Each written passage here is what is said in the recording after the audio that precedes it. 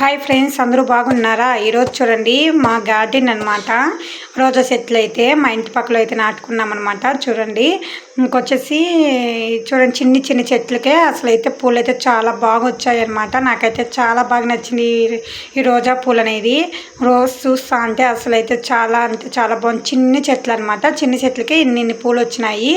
ఇంకొచ్చేసి మేమైతే మా ఇంటి పక్కనే గార్డెన్లో లాగా ఇలా అయితే నాటుకున్నాము. చూడండి ఇంకొచ్చేసి దీనికి ఎడివేసి తర్వాత వచ్చేసి ఇలా అయితే బాగా తవ్వేసి ఇలా అయితే అలా తవ్విన తర్వాత చాలా అంటే చాలా బాగా వచ్చింది పూలు అయితే.